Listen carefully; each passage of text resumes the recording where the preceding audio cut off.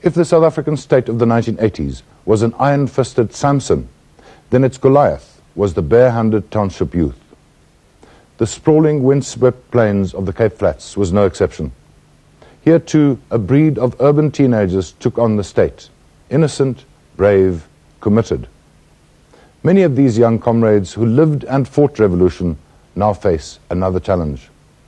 They struggle to confront the future, armed only with the badge of honor of having been fighters. In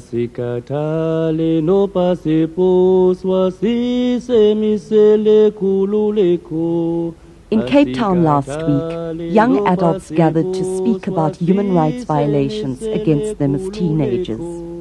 3 were partially blinded, victims of random police shootings.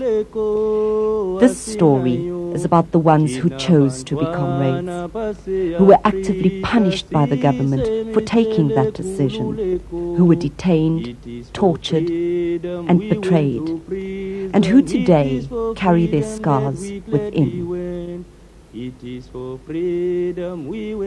Muhammad Williams was a member of the Bonteheuwel military wing, BMW, a grouping involved in semi-military operations on the Cape Peninsula. I haven't even reached 12 yet. I wasn't even in standard 5 yet. And that's when I became wanted by these people who call themselves the justice system. But we all know that they were the injustice system. And then in 1987, nearly the whole organization that I represent here today was arrested. I was still in the run. They couldn't find me. And then what happened was some boers told people in my organization they're not really looking for me because I was the informer. And then comrades dealt out their own rough justice. The first thing that happened, my own brothers hit me over the head with a very heavy object. I still don't know what it was. I fell down to the ground. My clothes was ripped off. Petrol was thrown over me. And I was set alight. By my own brothers who I believed in. Muhammad was saved by a priest. But a few months later, at 14, he was detained under Section 29. After 10 days in Makassar police cells, I tried to commit suicide by hanging myself with my track pants. Sandra Adonis and her late husband Jacques were both student activists who joined the Bonteheuwel military wing.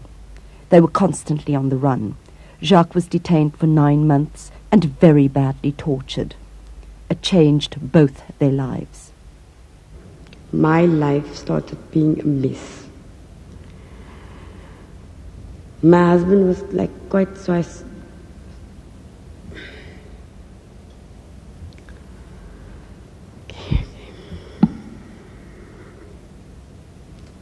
he would like sometimes go off his trolley. He would be like a mad person. And because he knows that his anger, his frustrations that he felt at that time was supposed to be directed at the state. But because I was the nearest person to him, he lashed out. And always afterwards he would say, sorry, but I mean, as I said, how long can a person take somebody saying sorry to you? Just like these very Boers who have been interrogating us and torturing us is trying to say to us today, we are sorry, we didn't mean that. We don't need the apologies. Well, I don't need them because I think my life is messed up as it is, directionless. I mean, I've lost my education and I've lost my childhood. Although we have, in return, received our freedom and our democracy in this country. Julian Stubbs and Dee Dix were detained with 5 other students in 1985. Charged with public violence, they each spent a year at Paulsmoor Prison in Cape Town. Till today, they do not know why. At the time, we were heroes at that time, and I didn't feel as if it affected me at that time, but now it seems as if it's getting worse now. So all I want to do now is like cry, and it angers me because I'm not in control of my crying, and my self-esteem and confidence is very low at prison, and it's very difficult for me, and sometimes I'm still directionless and unfocused, which is always like, you know, the experience that I lived through in the 80s is like forever in my mind, and it's become quite difficult for me to cope. And it's making me very angry because at that time I could, and now I can't. Rifat Hattas too was detained and tortured. He still has not come to terms with the experience. I'm sometimes suicidal. I do not know if I can carry myself alone. I'm messed up.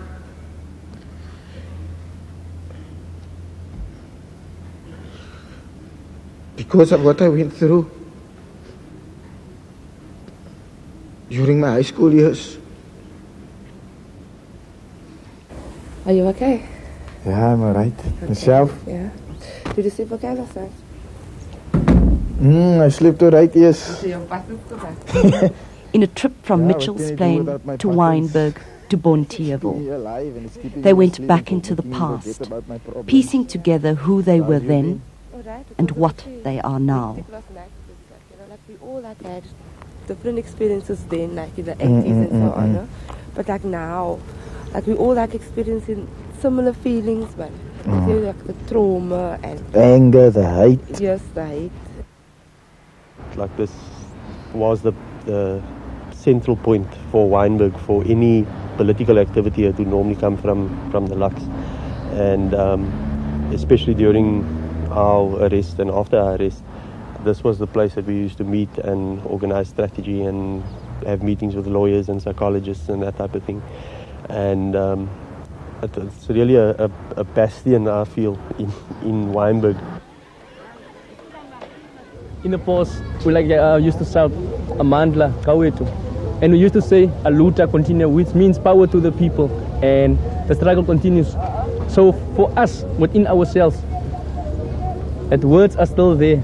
Amandla Kawetu, Aluta continue, because we are still fighting.